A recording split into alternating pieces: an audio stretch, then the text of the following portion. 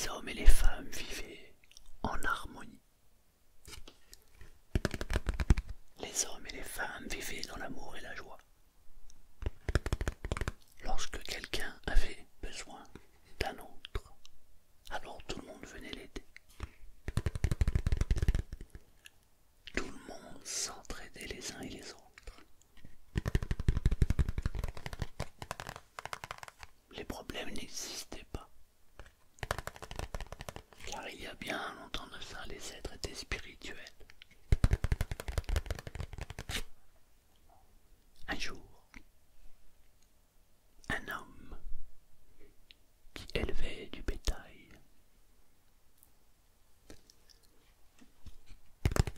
remarqua un troupeau de moutons qui gambattaient dans les pâturages.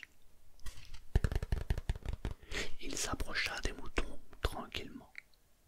C'était sa façon à lui de chasser. Il avança tranquillement. Les moutons le regardèrent avec curiosité. C'est qui lui? Qu'est-ce qu'il nous veut? Les moutons se posaient des questions. Et au loin, on entendait un loup. Ah ouh! Les moutons prirent peur. On pouvait voir qu'ils avaient peur. Ils se cambraient.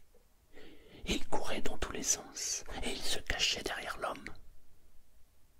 L'homme avait un bâton à la main. Il avait aussi un arc et des lances. Des belles flèches bien taillées. On pouvait entendre on pouvait entendre le loup qui s'approchait.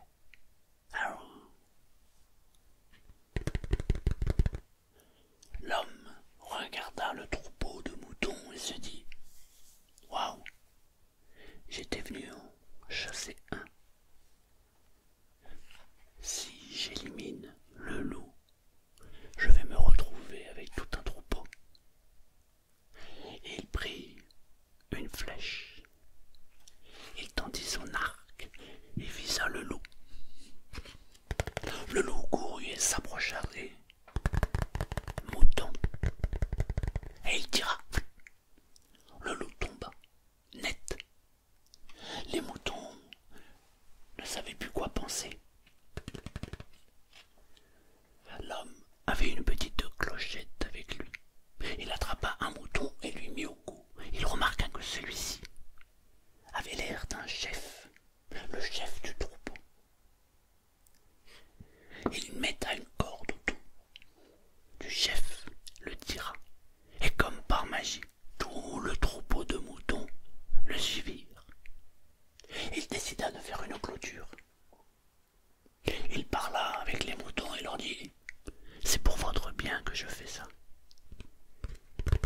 Je vais vous protéger du loup.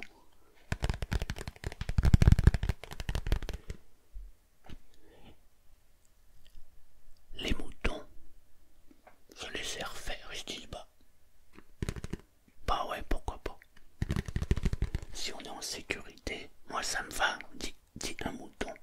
Et puis l'autre: moi si j'ai à manger, ça me va. Ah bah moi tant que je bois et que je mange, je vais bien aussi. Et tout le monde était content. L'homme construit une clôture. Il enferma les moutons dedans. Il les traitait plutôt bien. De temps en temps, il les tondait. Il leur enlevait la laine. En été, les moutons se sentaient mieux. Oh, avec cette chaleur insupportable, notre maître nous a fait du bien. Et en hiver, il laissait pousser la laine sur le dos du mouton. Et le mouton avait chaud. Il était prêt à affronter les hivers. Le mouton n'entendit plus jamais parler du loup.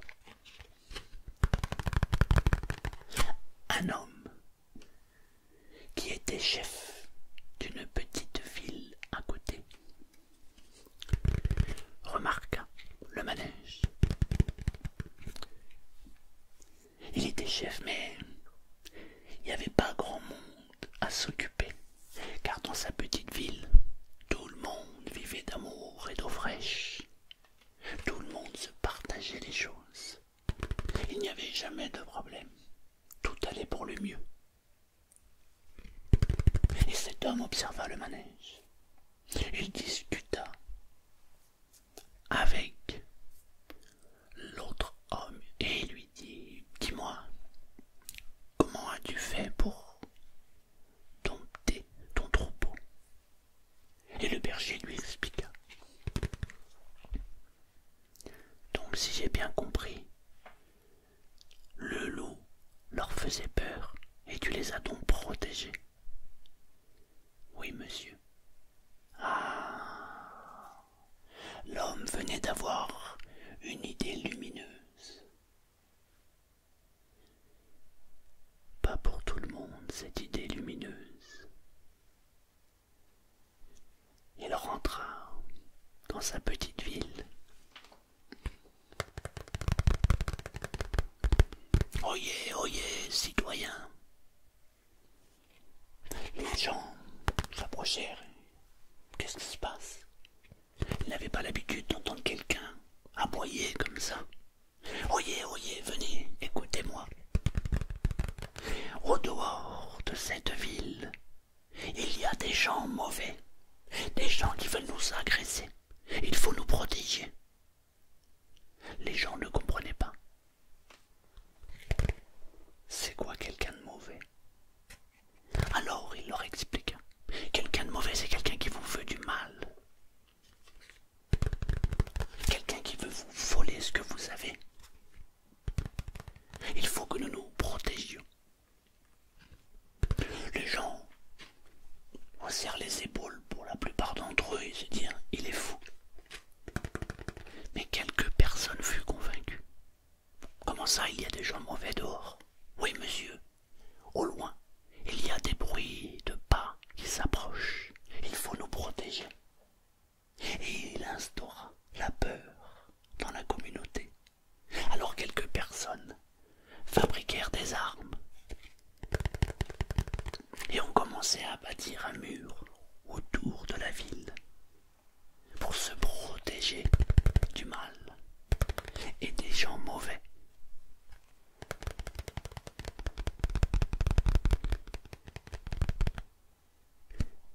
Mais pour protéger les gens mauvais, il faut une organisation. Alors, il sélectionna parmi les gens de sa petite ville quelques personnes qui pourraient le seconder. Et ces gens-là prirent leur rôle très au sérieux. Rendez-vous compte, grâce à eux, les autres seront protégés. Alors la peur commença à s'instaurer dans la ville. Et les gens commençaient à se regarder bizarrement. As-tu entendu quelque chose à l'extérieur de la ville? Non, mais il paraît que ça commence à venir. Il paraît que ça vient de plus en plus vite et qu'ils sont très nombreux. Alors, le maire de la ville, l'homme de loi, s'entoura de plus en plus de personnes qui voulaient eux-mêmes participer à la protection des autres. Il sélectionna les plus têtus, les plus teigneux, et il instaura une police de la ville. Il fallait contrôler la peur. Et évidemment, il fallait financer la peur. À partir de maintenant, vous aurez un impôt. Car il faut rétribuer tout ce personnel et toute cette machine que nous sommes en train de mettre en place. C'est pour votre bien, c'est pour la protection de la ville. Les gens trouvaient ça normal. Bah oui, il faut bien rémunérer les personnes qui nous aident. C'est normal.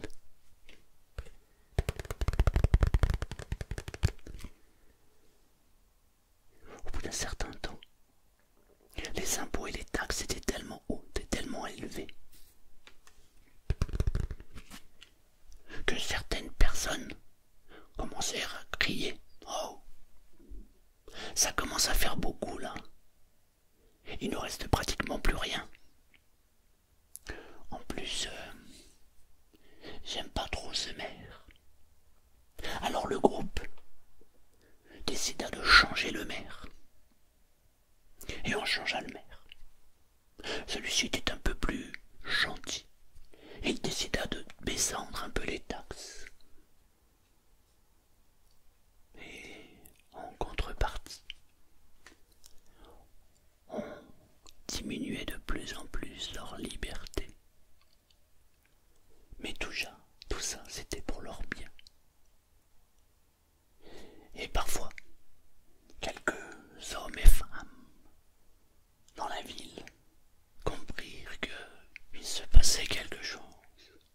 On leur disait que, au dehors, au loin, c'était un monde très dangereux et qu'il fallait les protéger. Mais pour les protéger, il fallait qu'ils acceptent un tas de choses et qu'ils perdent de plus en plus leur liberté. Alors certains se posaient des questions. On pouvait même entendre quelqu'un qui disait « Hey, ce monde est cruel. Les besoins vitaux sont payants. T'as compris la prise d'otage? Ce monde est cruel. » Et d'autres personnes criaient au loin. Alors, quelques personnes commençaient à se poser des questions. C'est vrai ça. Avant, pour traverser cette rue, je la traversais. J'allais voir mon voisin normalement. Maintenant, si je veux emprunter cette route, il me faut payer, m'acquitter d'un péage. Avant, ici, on pouvait discuter avec les gens de la ville d'à côté. Et tout se passait bien, je n'avais pas peur. Que s'est-il passé? Alors dans l'administration, en haut, tout en haut, on commençait à entendre ces bruits. Alors l'homme retourna voir le berger et il regardait comment ce berger avait évolué. Il était stupéfait. Lorsqu'il avait quitté le berger la première fois, il avait vu que il y avait des centaines de moutons dans son troupeau. Et là, il n'en restait qu'une trentaine. Oh, mon bon monsieur, que s'est-il passé? Oh bah, j'ai quelques moutons qui ont copulé. Mon troupeau s'est agrandi et je ne pouvais plus le contrôler. Alors, il a fallu que je fasse quelque chose. Et qu'avez-vous fait?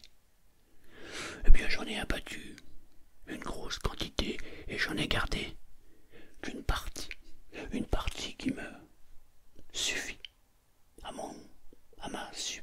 ma vie. L'homme partit.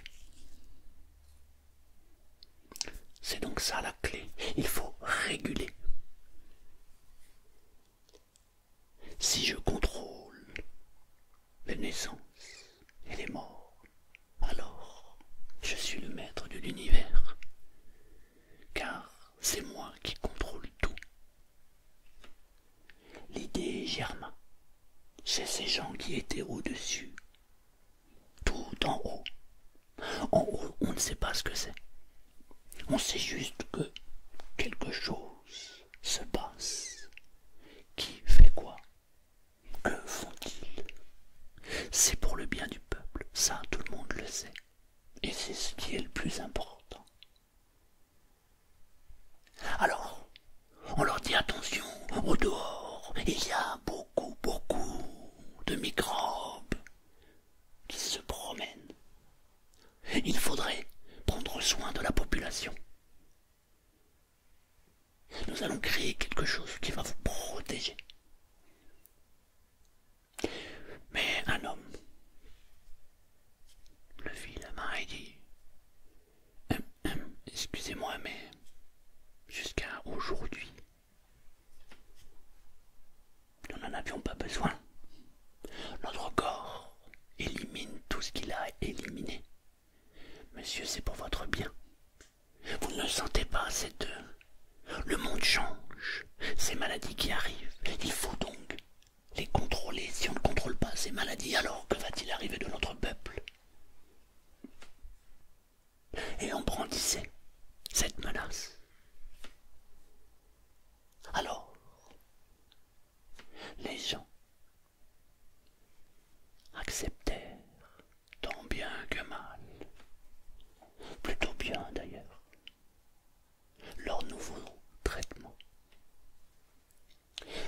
chercheurs, quelques médecins encore indépendants, se posèrent quand même pas mal de questions. Comment se fait-il que la courbe des décès augmente, que les malformations augmentent aussi, alors que nous leur injectons quelque chose de bien? Ne vous inquiétez pas, ça va bien se passer. Et puis ils arrêtèrent de poser les questions. Mais parmi les gens du peuple, quelques personnes crièrent: il se passe quelque chose d'étonnant. Je vois les gens avoir peur. Alors, on leur trouve des solutions. Et je vois très peu de personnes vivre en ayant confiance en la vie. Et lorsque j'en croise un, il ne lui arrive jamais rien. Je vois que cette personne est heureuse. Peut-être que ce serait ça la solution. Ne pas avoir peur. Tout viendrait de ça. Et cet homme, qui avait commencé à comprendre le concept de la peur, se mit à parler à son voisin.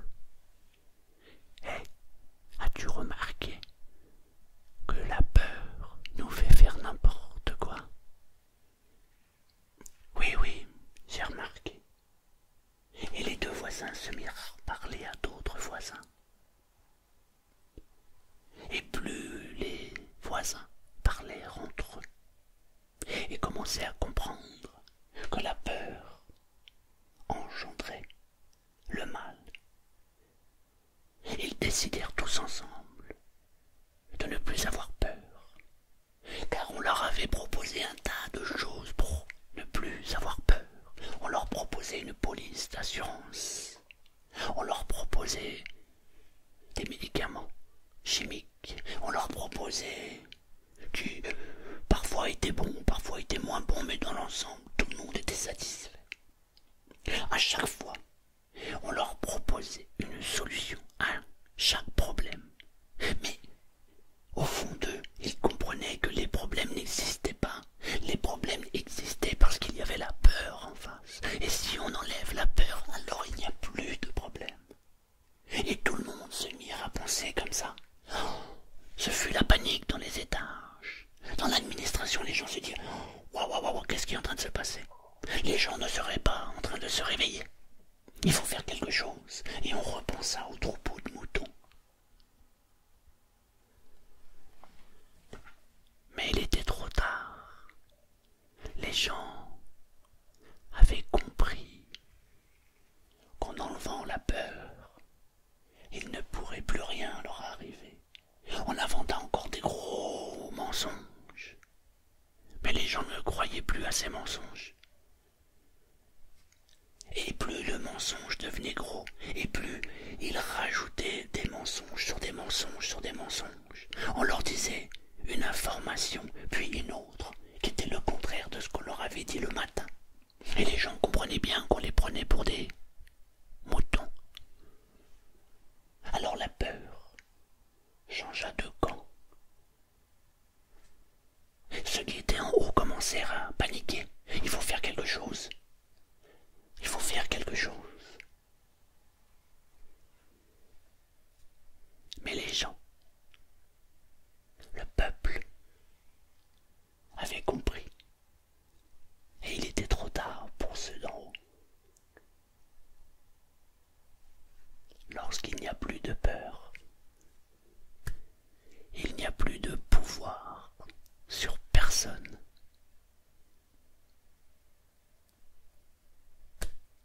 Fin de l'histoire.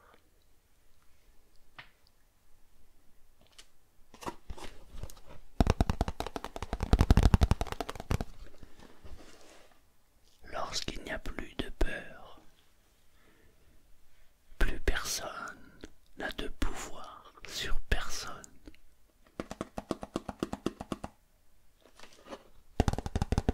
Lorsqu'il n'y a plus de peur, plus personne n'a de pouvoir sur l'autre.